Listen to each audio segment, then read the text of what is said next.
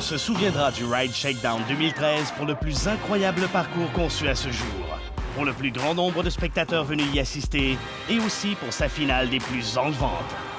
Comme par le passé, la compétition est féroce pour le partage des 50 000 $ offerts en bourse et pour l'obtention prestigieuse du titre de champion du Ride Shakedown. Sous une température printanière, le Mont-Saint-Sauveur accueille donc encore une fois la crème des riders venus des 4 coins du monde pour en mettre plein la vue aux spectateurs.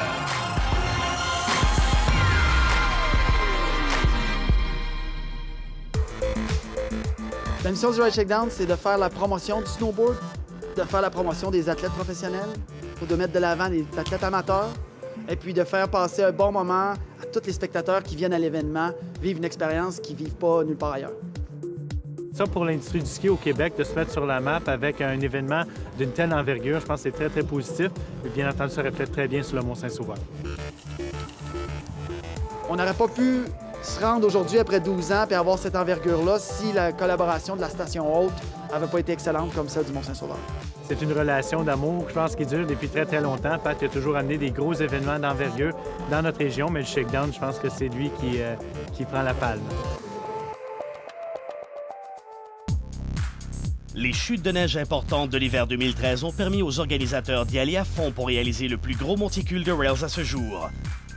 Dans le but toujours d'offrir un bon spectacle à la foule et de donner la meilleure expérience Ride Shakedown possible aux athlètes. La philosophie de l'événement a toujours été la même. En priorité, c'est répondre aux besoins des athlètes, donc avoir le meilleur parcours possible qui offre le meilleur niveau de performance.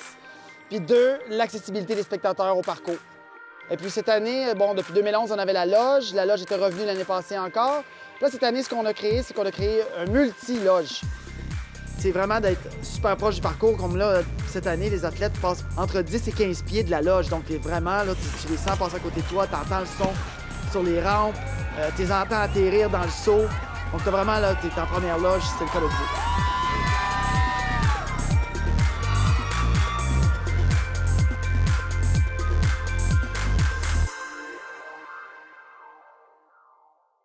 Donc la construction débute en réalité 30 jours avant la date de l'événement. On va en entrepôt, on préfabrique tout ce qu'on peut. Ensuite, on est 2 semaines sur la neige intensif, positionner, déplacer la neige, mettre les niveaux et puis intégrer tous les items qu'on a besoin d'intégrer. Le saut cette année, la particularité, c'est qu'il va avoir beaucoup plus d'amplitude, un petit peu moins de distance à parcourir. Et puis le module de rampe cette année offre encore une fois 4 options. J'en ai pas une préférée. Je pense qu'elles sont toutes bonnes, sont toutes créatives. J'ai juste hâte de voir comment tout le monde va les négocier. On travaille aussi avec des riders qui nous donnent leur input. On regarde beaucoup les films, les vidéos, voir qu'est-ce qui s'est fait un peu au niveau urbain pour essayer d'avoir de la créativité et d'avoir des nouvelles idées pour le module de rampe à chaque année. Le Ride Shakedown, c'est 2 semaines de construction, c'est 4 BR, c'est 2 pelles mécaniques, c'est des galons de peinture, c'est du bois, c'est au moins 40 000 mètres cubes de neige. J'ai soufflé.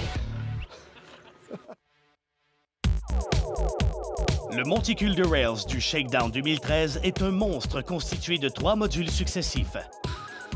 Le premier est un rail incliné d'une longueur de 7 mètres dont la distance par rapport au saut est tout un défi pour les concurrents. Le deuxième propose un enchaînement délicat de 3 rails en escalier totalisant près de 10 mètres.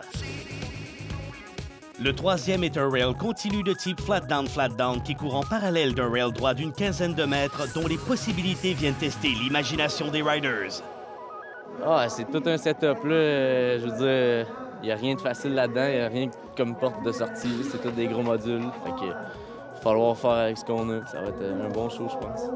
Il est différent chaque année, puis c'est toujours une surprise qu'il annonce seulement la journée de la compétition. Je suis vraiment curieux de voir qu'est-ce qui va se passer sur ces rails-là. Tu peux pas rentrer des trop gros trucs parce qu'il faut pas, mettons, que tu dévies ta trajectoire, sinon ça risque de faire mal. Je pense que c'est un bon format. Tu vois vraiment qui est bon, qui a de la constance, puis qui s'est pratiqué cette année. Il faut aller avec l'imagination parce qu'il y a beaucoup d'options qu'on peut faire. On peut sauter de rail à rail, des genres d'affaires qu'on pratique pas à tous les jours. Des riders versatiles, fait qu'on est ici pour montrer qu'on est capable de rider n'importe quel setup. C'est sûr que ça prend une période d'adaptation, mais c'est ça qui est le fun avec le format aussi, c'est que c'est un jam. Donc ils peuvent s'élancer autant de fois qu'ils veulent, ils ont un laps de temps. Donc ils vont trouver leur ligne, puis tranquillement, ils vont réussir à aller chercher ce qu'ils ont besoin de faire. Le Coors Light Rail Jam a lieu le vendredi soir. Il donne le ton du week-end et met la table pour l'événement principal du lendemain. Comme le Rail Jam se déroule uniquement sur la deuxième partie du parcours, les concurrents n'ont pas à faire les sauts et se consacrent entièrement aux rails. C'est là que les riders vont tenter les manœuvres les plus spectaculaires pour donner aux juges et aux spectateurs un aperçu des possibilités du monticule créé spécialement pour l'occasion.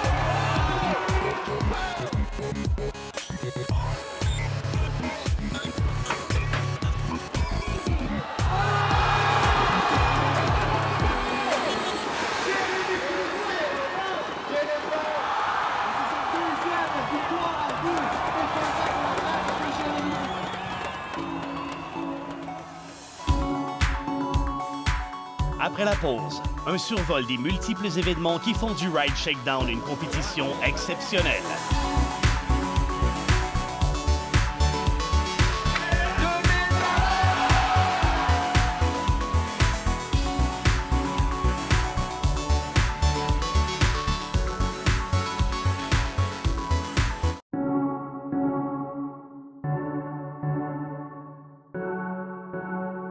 Événement d'envergure internationale créé en 2002, le Ride Shakedown est rapidement devenu un véritable happening, non seulement pour les planchistes, mais aussi pour les spectateurs curieux de connaître la scène du snowboard. En 2007, pour assurer la croissance du Shakedown et faire découvrir le style de vie sans pareil des amateurs de snowboard, les organisateurs Brandon O'Dowd et Patrick Bernier ont décidé d'introduire le Village Shakedown. Mis à part l'action, on essaie aussi beaucoup de focusser vers la promotion de tout ce qui se passe autour de l'industrie du snowboard. Donc c'est vraiment pour ça que nous, le Village du partenaire, on essaie vraiment d'encourager tous nos partenaires à faire des activations qui sont intéressantes pour interagir avec le public, faire connaître leurs produits et faire connaître le sport. C'est vraiment spécial l'atmosphère qu'on trouve au Shakedown. Et à chaque année, on voit des gens qui ne sont même pas proches du ski, mais qui viennent passer une belle journée sur la terrasse, qui viennent dans le village, qui viennent s'amuser. Ça les aide à faire découvrir un très beau sport. Le samedi après-midi, après les qualifications, une pause de 2 heures permet à l'équipe technique de rafraîchir le parcours avant la grande finale. Les amateurs se rassemblent au village pour rencontrer les athlètes et participer aux nombreuses activités. L'heure est à la fête.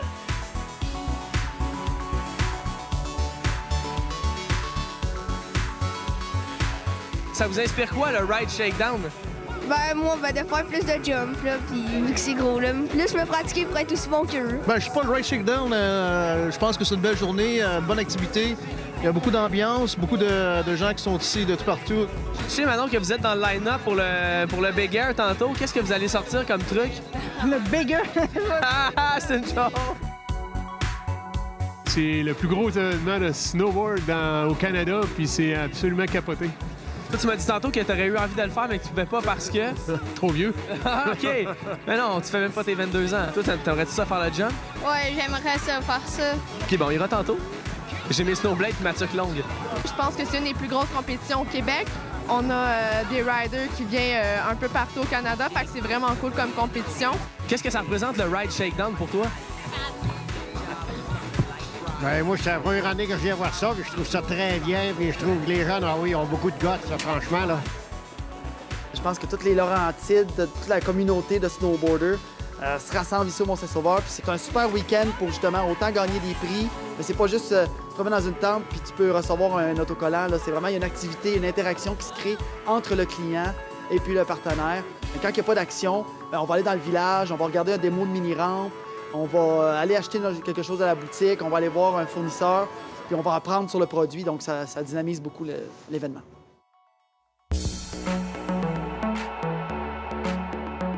Sur neige ou sur roue, la culture de la planche reste la culture de la planche.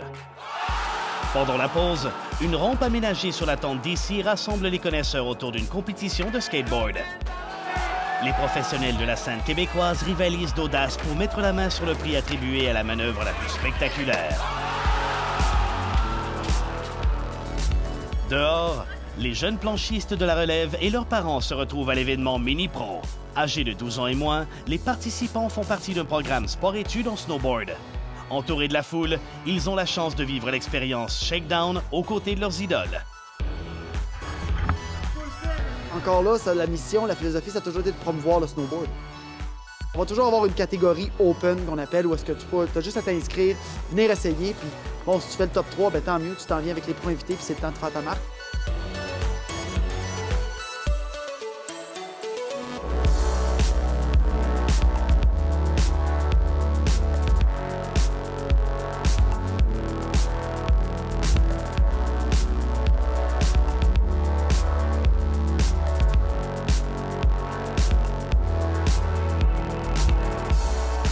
Dans le fond, ça a créé des riders de maintenant qui sont visibles sur la scène internationale. Des gars comme Seb Toucan qui ont commencé leur carrière ici au Ride Shakedown.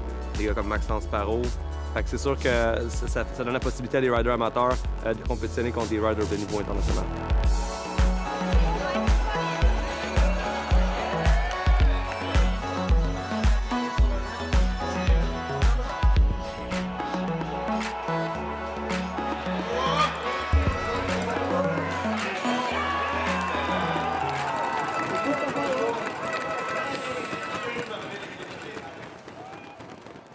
Les riders viennent ici vraiment parce que c'est festif, c'est relax, il n'y a pas de pression, il n'y a pas de numéro, il n'y a pas d'heure de départ, puis ils disent « OK, là, go, c'est à ton tour de te lancer ».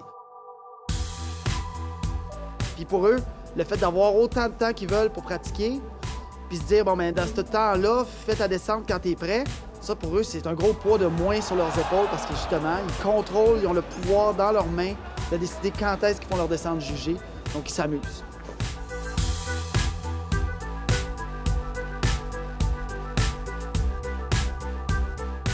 Tout le monde ride comme qu'il veut. Quand t'es prêt, tu juges une run. Quand tu le files, ça c'est quand même cool. T'es pas obligé d'y aller là quand t'as pas de temps quand tu drops. T'sais. Justement, d'avoir un numéro et de savoir à quelle heure tu vas dropper, je pense que c'est vraiment stressant, ça. Tandis que là, le format jam rend ça plus décontracté, puis tu rides souvent beaucoup mieux là, avec le format jam.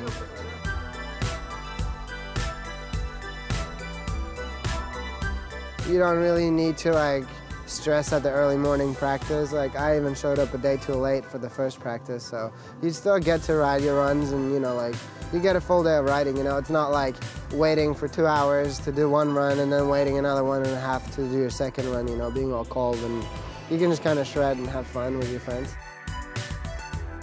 T'as toute la clôture dans le fond, puis là, le monde, ça fait du bruit, fait que tu l'entends, veux pas, là. D'habitude, j'entends rien, mais au shakedown, tu l'entends. Pour le public, justement, je pense que ce format-là se fait ressentir à travers le show. Parce que justement, le fait que les riders n'aient pas tant de pression, ils donnent un bon show, on a des bons trucs, puis on a un bon spectacle au bout de la ligne.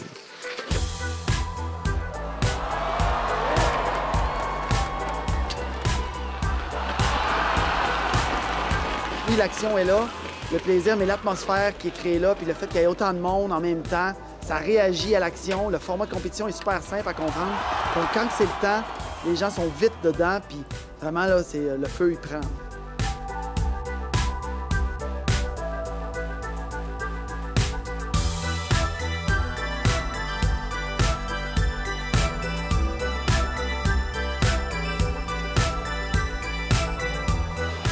Après la pause, les meilleurs moments de la finale du Ride Shakedown.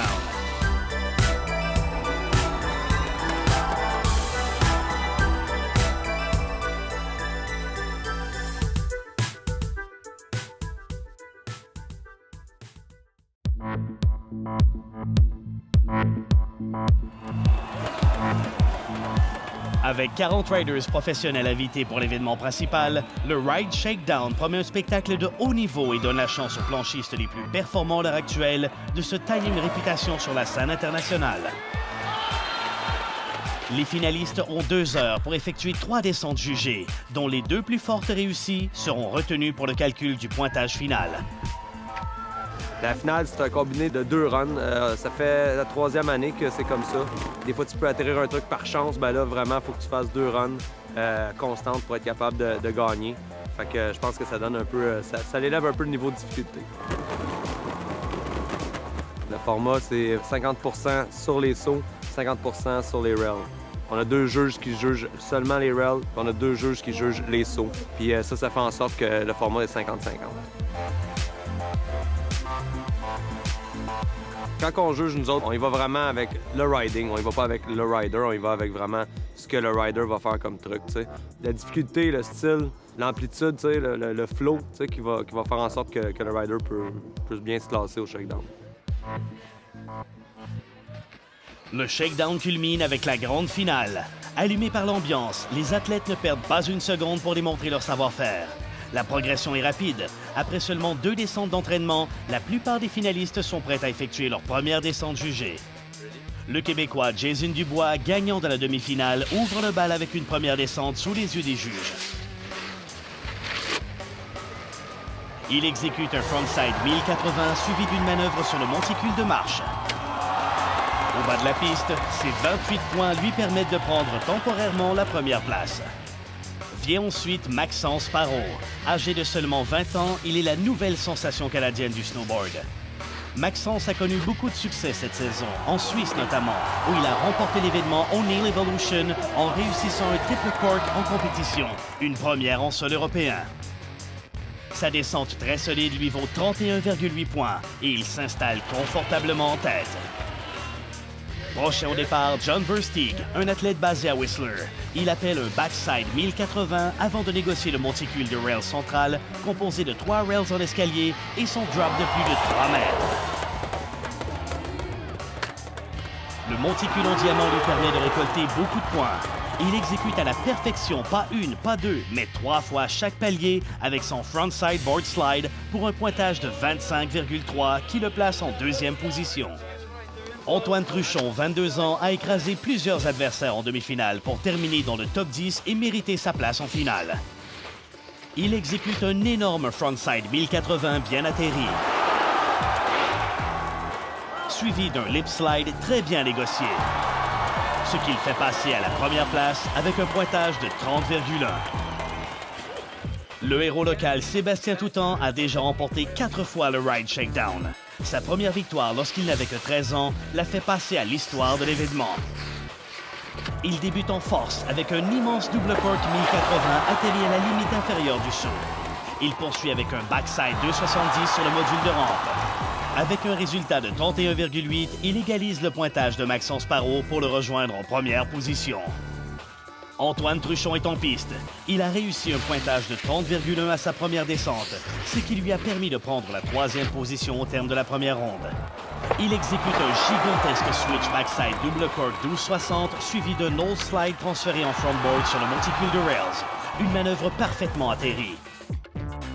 Avec 33,8 points, Antoine obtient le meilleur pointage de la soirée et prend la tête grâce à cette descente hautement technique.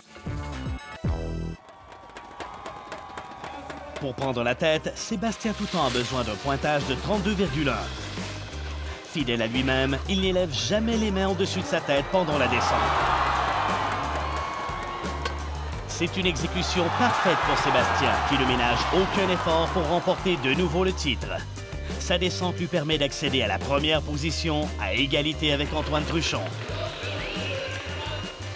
John Versteeg au départ. Il amorce sa dernière descente jugée avec un backside 1080 bien réussi. Il occupe actuellement la 3e position grâce aux 25,3 points de sa première descente.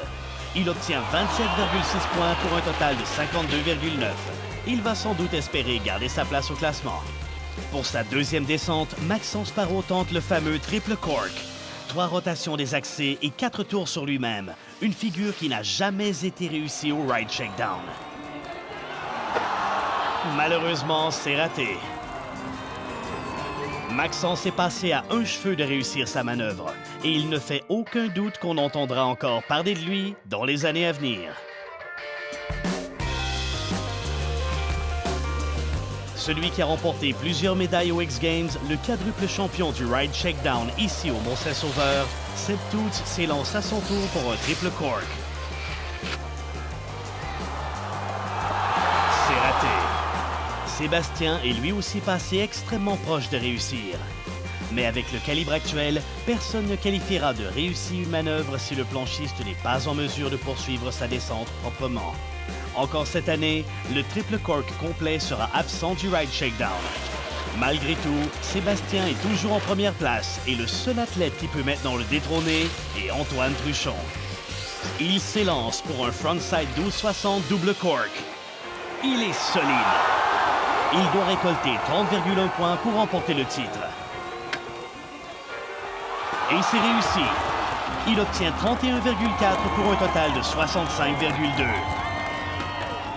Antoine Truchon est couronné vainqueur. C'est un nouveau champion pour le Ride Shakedown 2013, présenté par Vidéotron.